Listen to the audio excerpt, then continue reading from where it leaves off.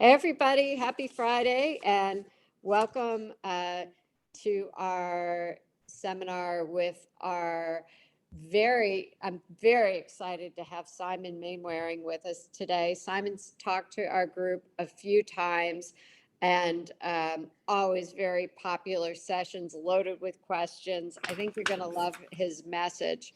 10 years ago, Simon he put out his first book, which was called We First. And now, 10 years later, we're excited to be able to talk about his next book, Lead with We. And I know, Simon, that you really talk about not just what you're doing, but why you're doing what you're doing. And, what we've learned from working with you and our companies like VSP that have worked with your agency is more than ever, it's important to have the why and the reason behind the what. And so we're really excited to learn about that. If you want to read a little bit more about Simon and his inspiration, we have a story that was in our August, the summer issue of our accessories magazine. If you go on our website, accessoriescouncil.org, and you click on the cover of, and just like that, the issue that came out in July, you'll see the story on Simon. And it was really something in 2008, you were at a conference with Bill Gates that changed your mindset. So I'm really excited to read the new book and learn about leading with we. So Simon, I will turn it over. Thank you so much, Karen. And thank you to everyone for your time and attention. I really appreciate the opportunity to share some thinking. And what today's webinar is your business. How you maintain your business, how you grow your business, how you ensure your business thrives in these very challenging times.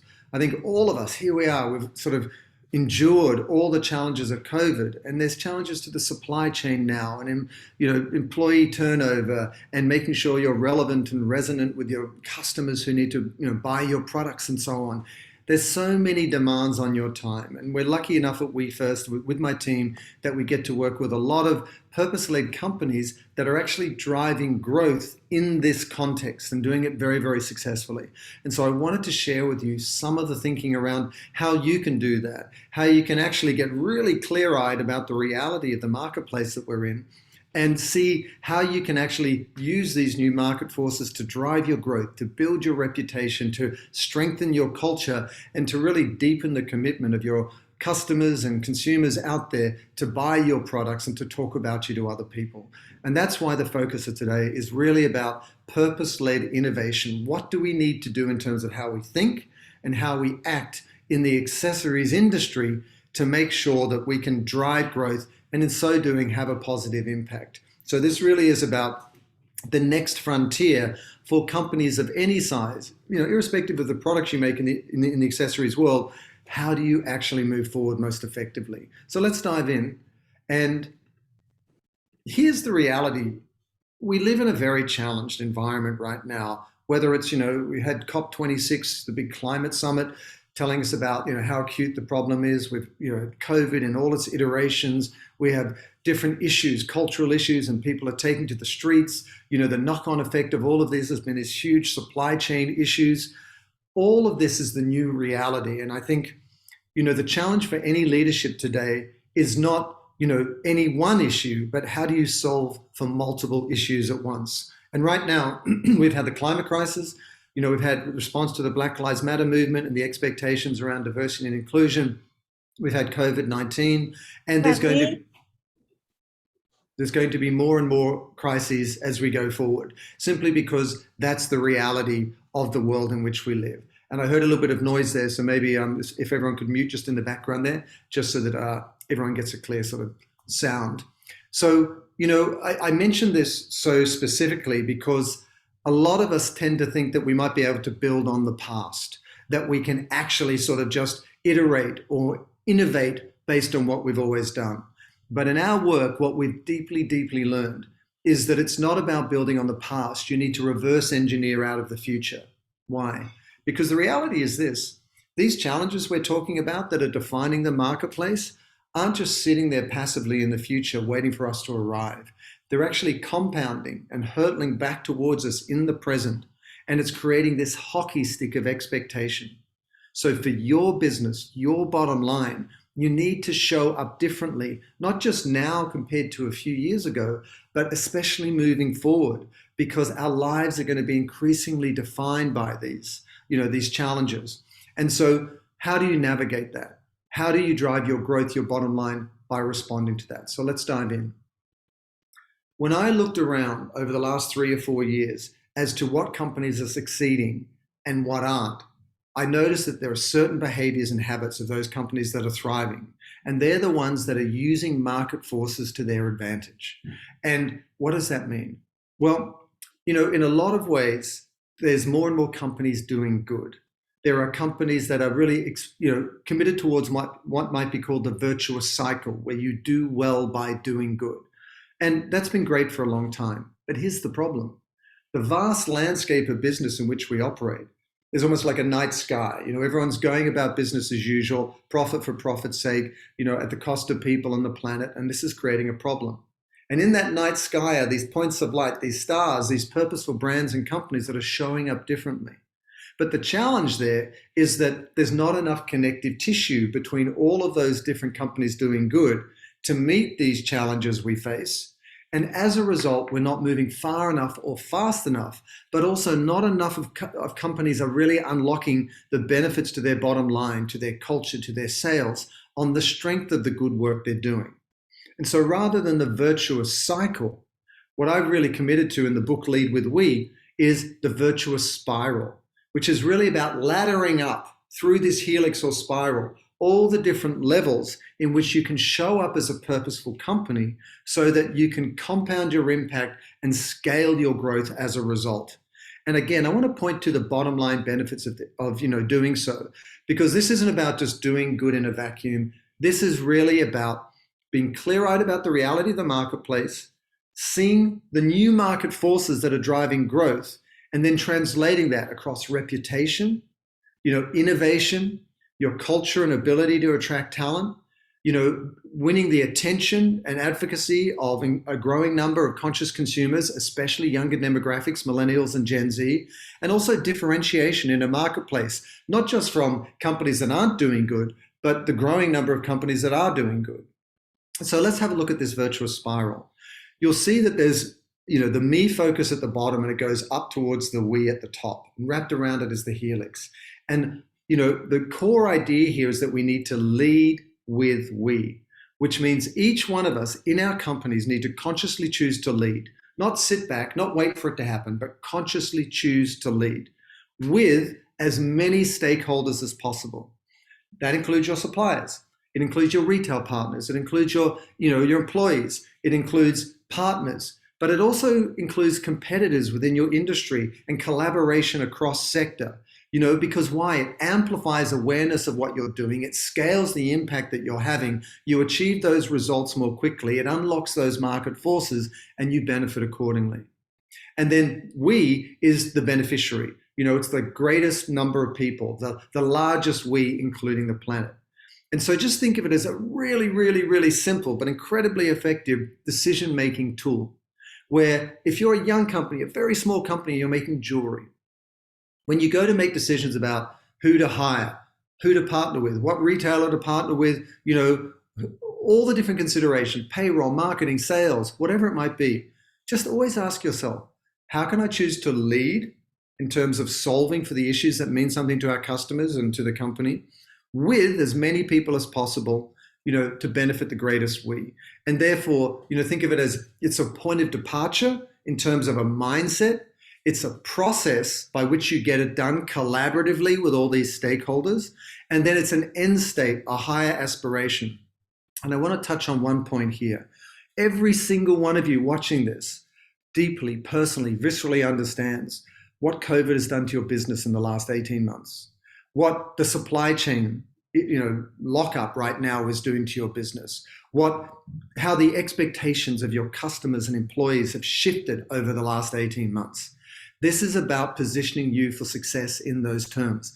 And the bottom line is this: brands can't survive in societies that fail.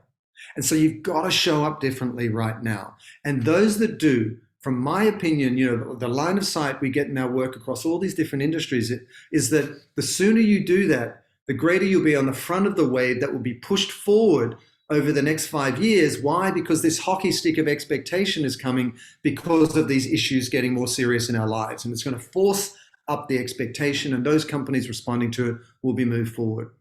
And then, so look at these levels. There's 6 different levels here. At the bottom of the spiral, when you choose to lead, you've got me, which is me, Simon, Karen, who kindly introduced me, everybody watching. All of us have to engage our own agency in our life. We can't wait for a billionaire to fix it, a certain industry, government.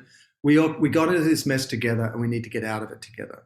Secondly, you've got leaders, and that could, yes, it could be a solopreneur if you've started your own scarf company, sock company, who knows, eyewear company. Or it could be the CEO of a large corporation, or it could be anyone inside any organization of any size that in turn can take on a leadership role by building consensus inside the company. Then you've got the company culture itself, which we all understand, your suppliers, your employees. Then you've got the company's community, which is really, your customers out there, but don't think of it as community. Don't think of it as marketing. Think of it as community architecture, where you're working with and co-creating with your external stakeholders to lead a movement that's going to have a positive impact. And then you've got this higher order of the societal level, where you're taking on issues like women's empowerment or same-sex marriage, or all these different issues that you see business speaking to now. And, it's got to be relevant and authentic to your brand. But again, business needs to play a role in these areas, no matter how big or small you are. And then you've got the transcendent level at the top, which is where you've got this really powerful balance between, humanity and the natural world, and so much great innovations happening on that level. But the larger point is this. This is a decision-making filter where at every point you choose to lead with we, to have the greatest benefit and ladder up through all these different levels, the impact that you're having. Why? It will scale awareness of your brand. It will compound engagement of your stakeholders. It will, increase your impact, and it will deepen your resonance with all of your stakeholders, who in turn will build your business. And so this is all about your bottom line based on the reality of the market we're operating in. So if we have a look at this me level, this is really about every individual. I have a bit of an issue with the whole debate about the shift from from shareholder capitalism, where it only matters how much money the shareholders get in return for their investment, through to stakeholder capitalism, where the dialogue is largely about how a growing number of stakeholders need to share in the rewards of capitalism. But my concern is we need to share in the responsibilities, because every seemingly innocuous choice I make each day as to what product I buy, where I put my money, what car I drive, what diet I choose, in and of itself, it doesn't have a huge impact. But all of us together over the last several decades have created the carbon in the air, the chemicals in the soil, the plastics in the ocean, that are the social disparities out there. We're complicit, whether it's through conscious actions or inaction. And so with that in mind, we've got to change. I mean, the sixth assessment, the big climate report that came out before COP26 that you saw in all the headlines, it said that we are headed towards catastrophe. And it said that to get to where we need to go, it will require action from everyone. It's just logical. We've all got to show up differently. You and your business, you and your startup, you as a solopreneur, and you and your national chain of stores. And secondly, think about where the vast majority of disposable income is. It's with the younger demographics right now, who are the majority of the workforce and buying, consumer spending population out there. And here's the reality. The Lancet Planetary Health Report came out about a month ago with data that showed that 56% of young people between 18 and 25 globally think that humanity is doomed. That includes my 22-year-old and 19-year-old daughter outside this door, who've even said to me, they don't even know if they want to have kids. They don't know if they want to bring children into this world, which is, as someone who's so ready to be the most annoying grandfather on the planet, very sad news. So we'll see. But the stakes couldn't be higher. I mean, really, our very survival is at stake, and the people we care about, the next generation, are really afraid for their future. And with that in mind, first question, and I'm going to ask you a series of questions. I'd love you to jot down the answers as you watch this, because it'll allow you to apply this to your business, not just listen to me talking based on, the ideas in the book, but rather for you to apply it to your business so you come away with something tangible that you can act on. And so what's one action that you can personally take in your life and company to show up in a leadership capacity? It might be, I'm going to transition a little bit to more plant-based eating in my diet. It's healthier for me, but it's better for the planet. Or my car lease is up and I want to get an electric vehicle after this. Or I'm going to have a look on one of those sites that tell me where my bank invests its money to see whether they're enabling guns or oil and gas or whatever else it might be that you don't want to be a big part of your future. So whether it's inside the company or your life, what is one simple action you can take? Then, having chosen to lead, you've got the company itself. You could be small, you could be mid-size, high growth, you could have a network of stores around the country, you could be a global, presence. In this case, this is really about corporations, businesses, and startups. And the starting point is you've got to define your reason for being, your why your company exists in the first place.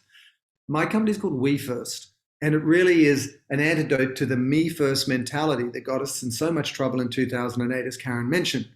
What's your enemy? What's the thing that you exist to solve? How can you use your company, your products, your services, and the way you take them to market to not only provide something that people need, but to do it in a way that it's going to improve people's lives around an issue that's meaningful to you? And, this is not just, hey, we want to have some good intentions out there. This is bricks and mortar, rubber hits the road, business reputation. This is the Wall Street Journal talking about how companies that ignore these social issues are going to do so at their peril. Why? Because every time we pick up our phones, we see another headline talking about the climate emergency or extreme weather or another species being lost or fire somewhere in the world. And people are looking at your brands now. It doesn't matter whether it's socks or jewelry or eyewear or whatever it might be, and saying, hey, wait a second, is your company part of the problem or is it part of the solution? And you've got to be very clear and intentional and articulate about that. And so you're starting to see leaders show up in incredible ways. And I'm choosing to show you a couple of big companies here only because if they're doing it, then maybe everybody else should be thinking about doing it because, they've got a lot of time and capital costs invested in these efforts. So it's obviously an important decision. So the largest food company in the world, Nestle, not only did they make their net zero commitment, and they've got over 2,300 brands around the world with one of the largest global footprints of any company out there. So to re-engineer that is a huge decision. And at the same time, they've committed to generation regeneration, which is working with farmers, small holdings around the world to actually migrate to regenerative practices to shore up their own supply chain. And this is not only a huge leadership decision on their own part, but it's also a huge signal to the whole food and beverage and restaurant industry that if you want to compete, you're going to have to start showing up in a different way. So if they're doing it, we should all be considering it. Or the largest retailer in the world, Walmart, they announced they want to be the world's first regenerative company and have made commitments to that end, including Project Gigaton, where they're working with their suppliers upstream with this incredibly complex supply chain. I mean, they're the biggest retailer in the world and taking a gigaton of carbon, greenhouse gas emissions out of their supply chain, out of the air. A huge commitment, again, leveling up the entire industry. So this equally applies to your younger, smaller company. It's just that I want to give you some big examples to show you that companies with the most resources and the most at stake in the world are making these big decisions. So, question 2, what is one big area of potential improvement in your company? Think about it. Do you have a bad supply chain? Are you working with suppliers or who are sourcing materials in ways that could create a backlash for your company? I mean, how can you de-risk your own reputation when all the time as investors, employees, the media, consumers are calling out companies for the harm they're doing? Or is it around D&I and having not just diversity, but true inclusion inside your company?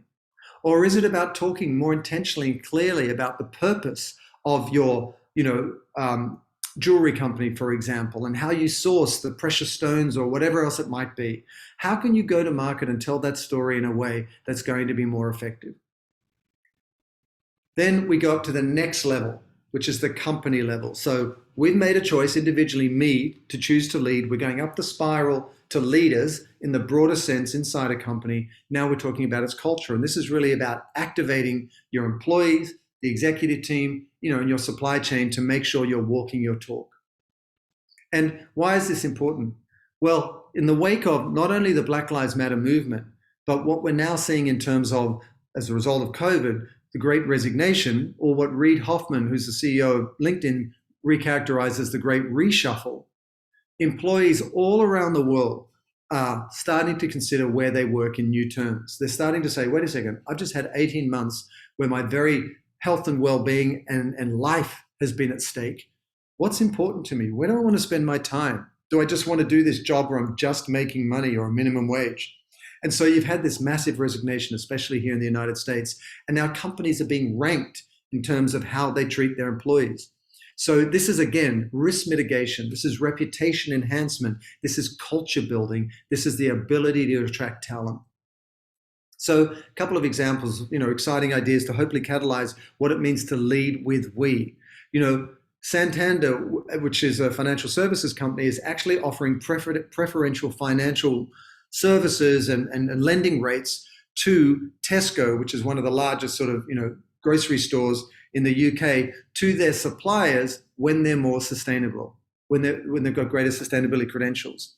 So suddenly you're incentivizing through a partner like a bank, your supply chain to become more sustainable, which de-risks your company, builds your reputation, gives you a story to tell in the marketplace.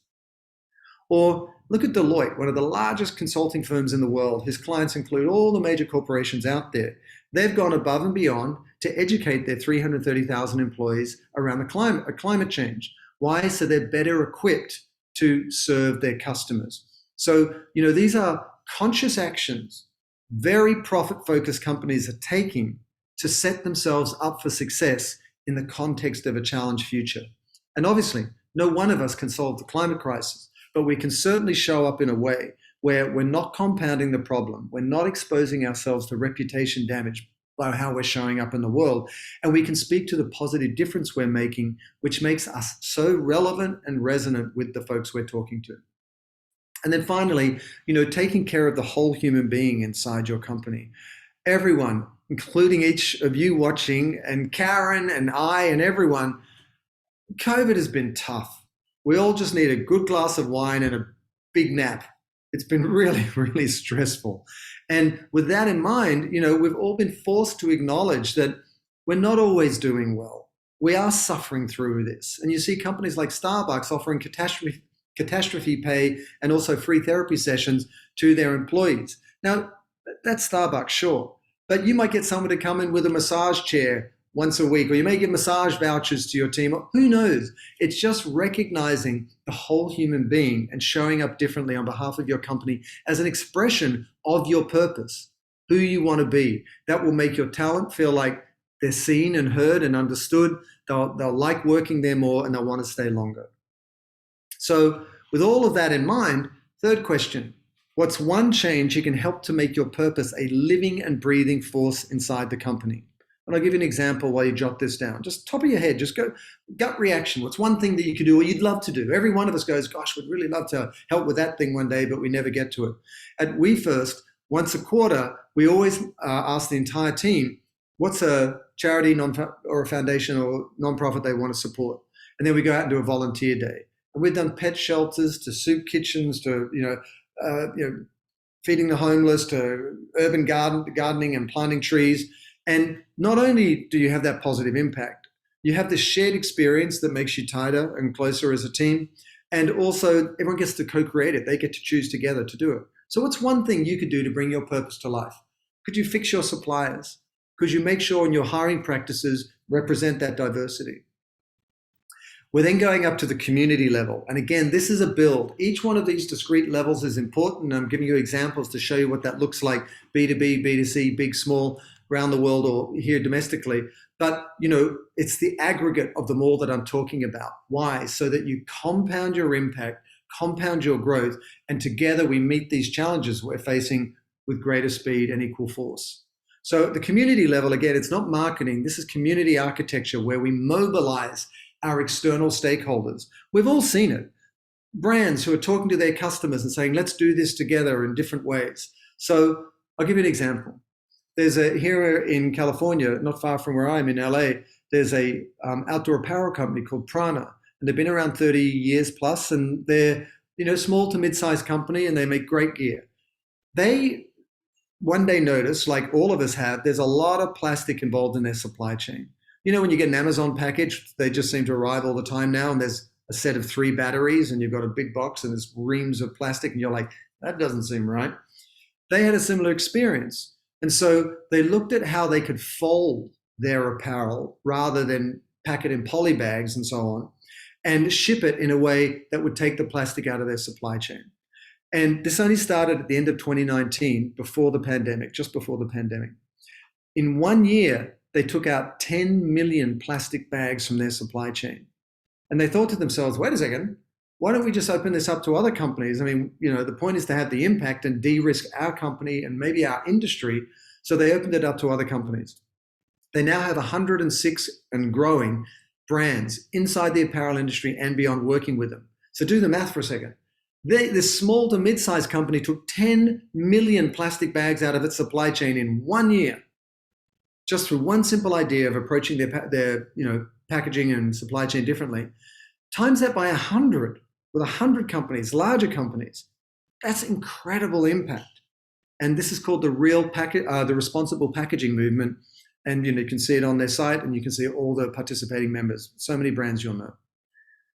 Or if you look at a company over in the UK like IKEA, they launched a buyback program recently where you can actually take back the IKEA furniture you've made when you don't want it anymore, and they'll either fix it and resell it, or they'll put it back into their supply chain. And that not only de-risks the company, it also makes sure that people feel like they want to stay loyal to the brand because it's being responsible. At the same time, they've actually started selling renewable energy because they want to make their customers' households climate positive. So suddenly an affordable furniture maker is selling you renewable energy because they're really repositioning the company not just as someone who's showing up more responsibly and isn't a huge polluter, but rather that a platform that's providing a positive solution, which creates a reputational halo for the brand, et cetera, et cetera. So how can you, big or small, show up in a way where you're working with your customers, with your consumers, towards an issue that is relevant to your brand and whose impact will be meaningful? Or a smaller company still. This is a brand new company here in California. It's called Eat the Change. And they've just started making plant-based alternative foods. And so they recognize that you can't tell people what to do. You can't be prescriptive. So they said, listen, why don't we just slowly ease people into behavior change? And so they launched this competition called the Incredible Planet Challenge. And when you imagine that moment when someone said, oh my God, edibles in Incredible, that's it, the Incredible Planet Challenge. And then they gave a calendar of 28 days where you can make one small change each day. So day one was swap animal milk for plant milk. And you can see actually what each one of these different steps and the aggregate of the challenge over 28 days, the difference it will make in terms of the environment. And so it doesn't matter how big or small you are. You can make them, you can position your brand as a platform which creates these little experiences or opportunities to make a difference, which shows that you're walking the talk, but also your customers, your consumers, your retail partners will go, hey, we really like working with you because you're showing up in a certain way. So this next question, what's one new way to co-create impact with your customers or community? So question 4. What is one new way that you could do that? Think of an issue that you care about. Think about something your brand stands for. Think about your values. Or if you don't have any of those, think about a brand in the accessories industry or outside the industry and just say, hey, what's an issue that I really care about? Like, what's their issue? Yeah, we should do something around that. And just think of one new way that you could contribute towards that. It's so easy, it's so simple, and it's not about learning something new. It's really just about leaning into what you instinctively want to do. And then, this 5th level is really society. So again, we're laddering, we're stacking up from inside with your company culture to this sort of community architecture with your customers and retail partners and so on. And then above and beyond that, you've got the societal level. And you've seen in the last year or two, if not beforehand, brands talking about, immigration, same-sex marriage, gender bias, pay scales, gun control, abortion, and a coalition of over 200 CEOs that lobbied the current Biden administration to actually embrace more aggressive climate targets. So there's no hiding behind the veneer of business anymore. These issues are front and center, and it's not about sort of being political, but rather looking at your values and your purpose and being clear about where you stand on certain issues and staying positive. And in fact, you're going to be penalized for not showing up and having a point of view on these issues. If you look at Edelman's Trust Barometer report or their global brand studies, you now find between 75, 78% of global consumers say that they're going to choose a competitor over your brand if you don't take a stand on a political or social issue. And when they leave you and they see that this in action, 21% of them will never come back. So there's a huge cost to staying on the sidelines. So this is really about brands driving cultural conversations that shape society and working with competitors to level up their industry and across sector to make a difference out there. So, if you're worried, oh my gosh, is this going to expose me to risk? And, is this something, that my brand should be doing? And should I be making this decision in my leadership capacity? I mean, look at P&G, one of the biggest consumer packaged goods companies in the world. And they've got more at stake than anyone, like Unilever out there, in terms of wading into these highly sensitive issues. Yet they went straight to the heart of the issue in and around racial bias in the US with this campaign around the look and how, white people look at people of color or from multicultural background.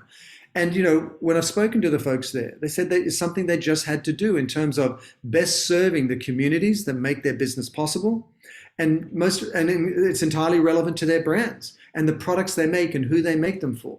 So take heart that this is the new normal for business where, it may not be this specific issue, but when you sit there and go, is it appropriate for me to lean into an issue in a positive way, that I care about? It's absolutely the new expectation on business. Or this is a fun example, a risky one. So Tony's Chocolate, some of you might know Tony's Chocolate in London.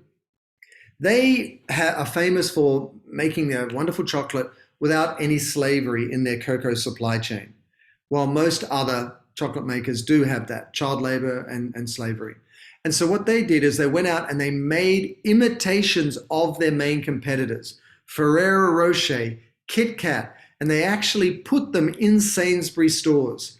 Imitations exactly of their competitors' products, but made by Tony's Chocolate. The legal teams are just like, what?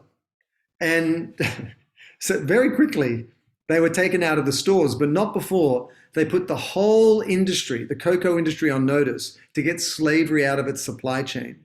And not before Tony's Chocolate had earned media all across Europe for taking such a powerful stand on the issue.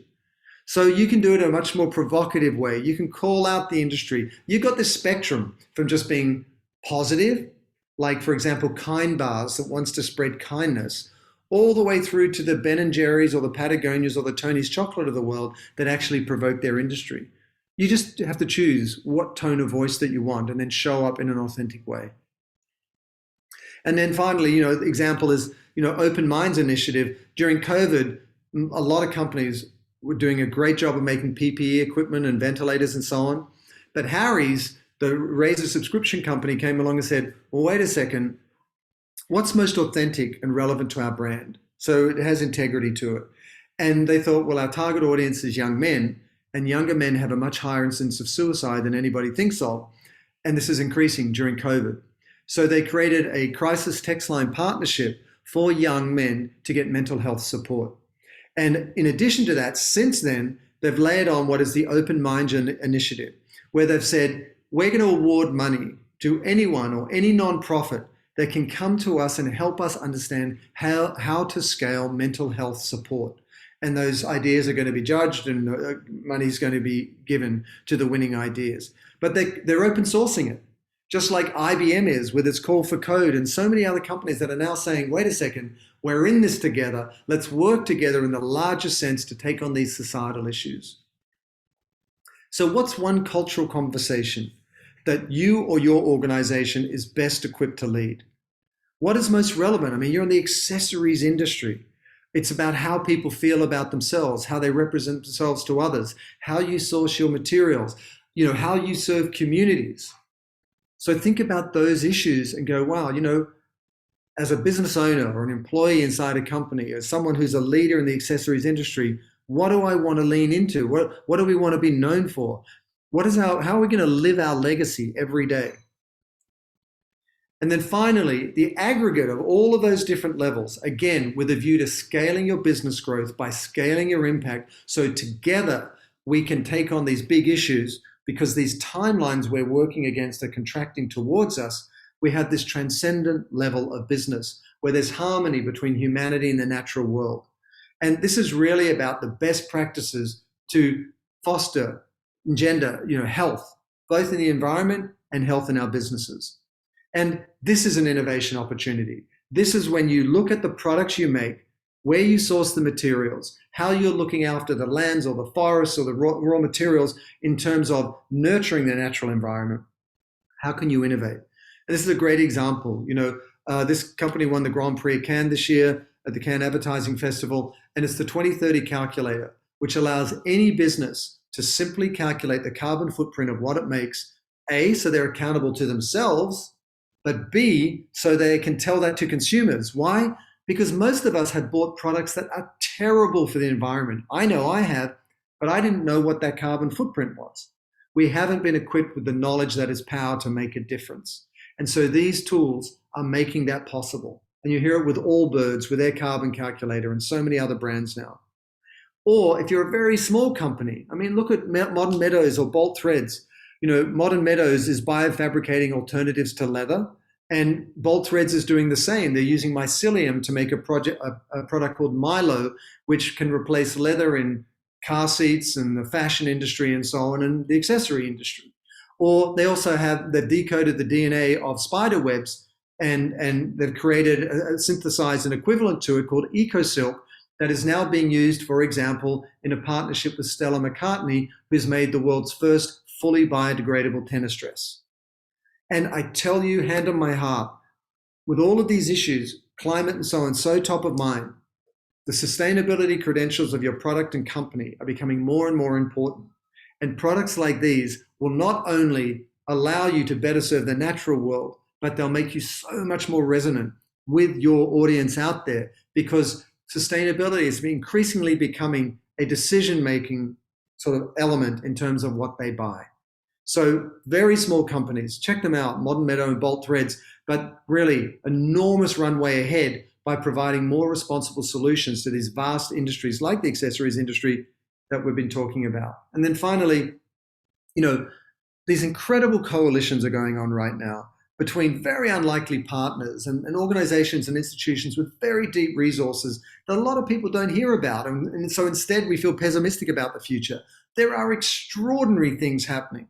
So, for example, the 1 Trillion Tree Initiative, where all of these partners around the world have committed to, planting 1 trillion trees. And that's in addition to, Timberland's 50 million tree initiative and so many other things that are going on. So you can literally, rather than try and do it yourself, you can partner with these larger alliances and collaborative efforts, and then you can be part of that solution. It's something you can speak to in your own marketing. So, last question here in terms of transcendence.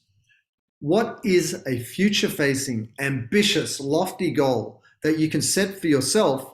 And the reason it's got to be lofty is, what's a partner that you can work with to help make it possible? To break you out of the self-imposed limits of the virtuous cycle of do well by doing good just with those stakeholders closest into you. What can you do as an industry? What can you do as makers of scarves, of eyewear, of footwear? What can you do together that will be a story that you can all share and all boats will rise? And so if you put this together, you can see, on the left here, I call it collectivized purpose in action. It's not about just the individual purpose of all of your discrete companies, which are fantastic in their own right, but it's about accelerating and scaling our response to the challenges we face by having a collectivized purpose to business, which is to restore, regenerate, and protect the natural systems, the environment, and the social systems on which all of our futures depend. Why? Again, because brands cannot survive in societies that fail. And as these issues become more acute in our lives, the scrutiny on your business, internally and externally, from employees and consumers will increase. And the better prepared and positioned you are to explain the positive role you're playing right through all of these levels, the more effectively the new market forces will drive you forward. There will be companies that slide off the back. They're on the wrong side of history. But if you get to the front of it, it will push you forward. And if you don't believe me, just ask yourself, think about this. Think about the clean beauty industry, all the makeup companies that are now talking about taking chemicals out of their products and plastic out of their packaging. Think about clean food, where every brand now is falling over itself in terms of farm to table. Think about sustainable footwear and apparel. All the different companies, not just the usual suspects, but all the different companies now talking about their regenerative practices and their sourcing and their materiality reports and their ESG metrics and so on and so on. Think about the auto industry. There's probably no harder industry to change than the deeply sort of invested auto industry that we saw really come unstuck in 2007, 2008. At that time, Elon Musk launched Tesla. They tried to put him out of business. It was very, very clear in all the press. 10 years later, he's the richest guy in the world, $300 billion, whatever that means, on his way to being the first trillionaire, whatever that means. And at the same time, every major automaker has committed to a full transition to alternative energy vehicles. In 10 years, the toughest, most forceful industry in the US has completely transformed because of market forces in the face of innovation. And now you've got Rivian and all these other companies coming up, against Tesla, and it's going to just dimensionalize. And when you look in hindsight at that life cycle, you can see this wave coming through. That's the wave I'm talking about for your industry with accessories. Think about your future in terms of not building on the past, but reverse engineering out of the future and the market forces that will determine which companies are the leaders. So I want to end you with a few thoughts before we go to a couple of questions. One is, why is this possible now? It's possible now because three things coexist. One is the stakes. We literally have an existential crisis for humanity, and all our businesses are a subset of that. We also have the stakeholders in the sense that we have suppliers, leaders, customers, employees, but most importantly, investors at the table. This huge flight to ESG funds, environmental, social, and governance funds, is really demonstrative of the fact that the investor class, institutional investors like pension funds and retail investors like Robinhood, don't want to put their money into companies that aren't going to survive in a challenged future. And then thirdly, we have a new story. We have everyone from Larry Fink, the CEO of the largest money management firm in the world, BlackRock, through to the Business Roundtable CEOs, through to B Corp CEOs, through to all the heads of state at COP26 and the World Economic Forum, all talking about reengineering capitalism and business to better serve our future. Each one of those is critical. The three of them together is why we've got a viable alternative. We can do this for real for the first time ever. And so with all of that in mind, in all the simple decisions you make in your company with your employees on a daily basis moving forward from having seen this webinar, you can use that connective tissue between all the little decisions we make to your advantage and to our benefit rather than our detriment.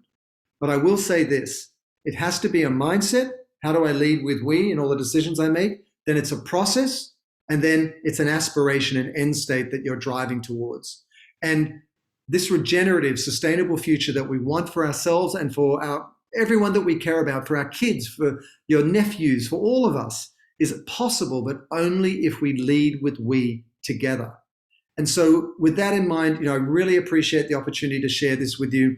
Lead with We is out now. I've taken 10 years of our work with Tom's and Timberland and so many other companies out there, and given you a step-by-step blueprint for how you do this, how you drive your growth, accelerate your growth by scaling your impact.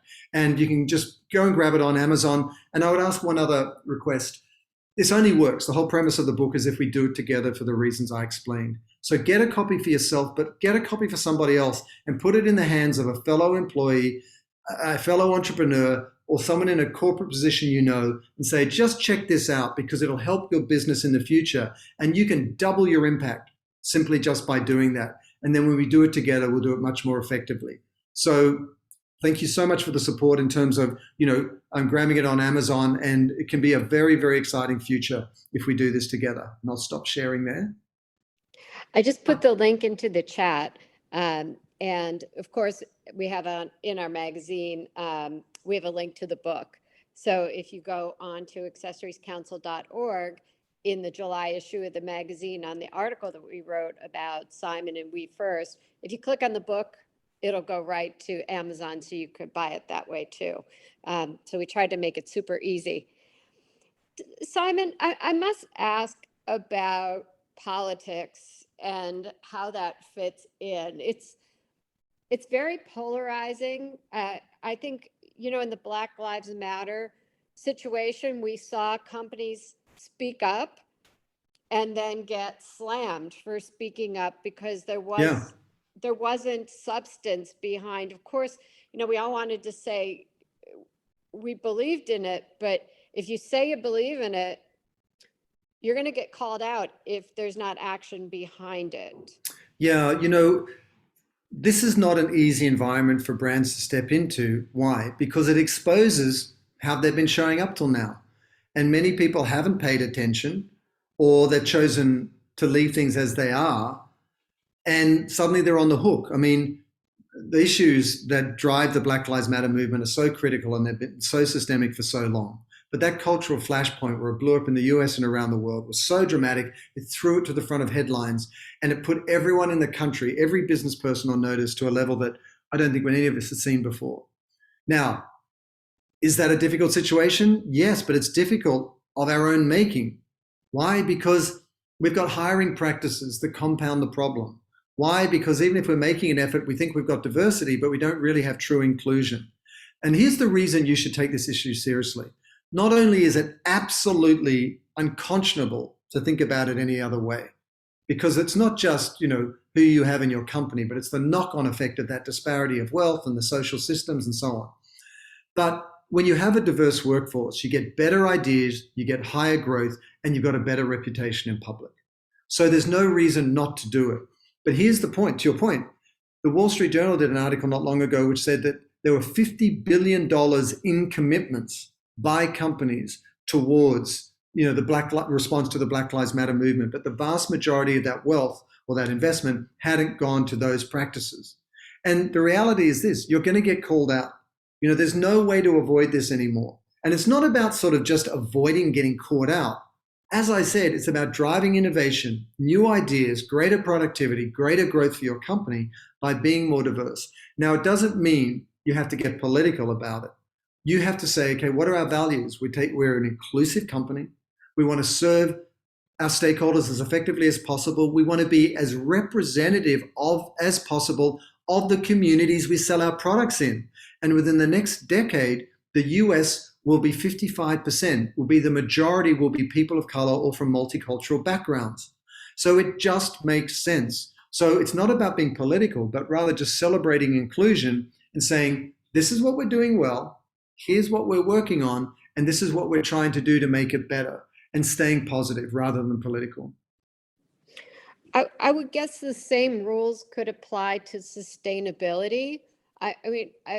A lot of our companies are working towards being sustainable, some of them boldly and some of them more behind the scenes. And I think because they too are afraid of, well, if we say we're sustainable here, but we're not quite there yet. It's a great question. It's a great question. And here's the way to navigate this. No company gets it all right or all wrong. Look at Toyota. They've got the hybrid cars, hybrid synergy drive, but they've also got all these different other cars that are combustion engine. Yet they've got a huge halo effect from the Prius and so on. Patagonia is a great example here. Like with their Footprint Chronicles campaign, if you went to their website, you could enter a SKU number of a jacket and see the carbon footprint of the supply chain that made that jacket. And then down the bottom, it would say the good, the bad, and what we think. As in, what are they doing well? What is not good about what they're doing, the dyes, the trucking, the carbon footprint, and what they think about what needs to happen next. So it's about controlling the narrative. No one gets it right all the time. But as somebody who's been working inside large and small companies and lots of apparel companies, I mean, we've worked with Reef, Timberland, Eagle Creek, Wrangler, VF Corporation, Mammut, in my past, Nike and Adidas. You know, I know this to be true. If you actually go out there and have a stated purpose and values and a commitment, and you're walking your talk, and you say, this is what we're doing well, and this is what we could improve on, the public is very appreciative of being included in that conversation, will contribute to the ideas, and will be very forgiving about your progress timeline. The alternative is hide it, don't say anything, and then people will presume either A, you don't care about the same things, B, you're doing horrible things, or C, they will go to a more articulate competitor who is telling the story of their sustainability. Yeah, I mean, I do believe that in both cases, you know, political cases, sustainability, that it is a process and we're learning and things are improving as we go. So, you know, being open about it, but there are, you know, there's certainly in the fashion world, you know, whether it's online, there are people that are waiting to call you out if you screw up. So Yeah, and that's not, Karen, I wouldn't say that's a bad thing. I think, you know, if the industry's here and you're here, put sustainability aside. It could be technology, it could be innovation, it could be supply chain management. You've got to level up to where the industry's at. And so they're actually calling you out on something where you're being a laggard. And the reality is this: we can't sit on our hands or not evolve or innovate as a business and hope to survive. We're putting ourselves out of business. So don't think of it as sustainability do good in a corner over here, but rather think of it as a table stake of being in the accessories business, and your industry's leveling up, and how do you compete? So for our companies out there who are thinking about it, I mean, this is a pretty radical step for some of them, and it might be intimidating. So Yeah. how, you know, if I start reading We First and come up with the concept, the lead with We is going to walk me through making Yeah. some of those fundamental changes. Yeah, it will. But I want to come back to your first comment. Is it radical? The fact that we all need to work together to accelerate our response is something that we haven't done in the past, and therefore it's radical in that sense. But if you look at where we are today in our future and all the headlines and what's going on, you realize it's necessary. I mean, we've got to fix this together. Otherwise, we're going to be in much worse situation further down the track. You just have to start at the beginning. The reason I took all of our thinking at We First and all the planning and the rollout plans and the things that we've done for companies you know is to give that step-by-step plan so that you don't have to think about it. You are so busy, you have so many demands on you, you're so exhausted after this year with COVID. The whole purpose of writing the book was to give you that blueprint to follow, and it has all the research to make the business case, all the examples, large, small, B2B, B2C, here and around the world, and then the step-by-step process of doing it. Why? Because we're all going to benefit if business is doing more good and driving growth. As a result, we'll be just as prosperous, just as profitable, but we'll be doing less harm to our future. And we're at a moment in time where we've got to do that. So, you know, I just got it came out last week, so I got one of the copies. That's an author moment. That's great. But you know, you have to be kind of, we can't live in both worlds. You can't have one foot in the past and say, I'm just going to continue doing what we've always done and then expect to thrive in the future. The present has changed. And so it's up to us whether we want to put ourselves out of business or whether we want to stay relevant. And the only time I ever kind of get cheeky about it is I said, like, we've been doing this for 10 years. 10 years ago, it was, you know, less easy to make this business case. There was less examples and so on. Now, as those industries I mentioned, it's everywhere. And COVID has been the most aggressive wake-up call we could have imagined. So if we're not going to do it now, when are we going to do it? And if you don't, honestly, you're putting your business at risk at a time when it's hard enough to stay in business, you know? Yep. Oops.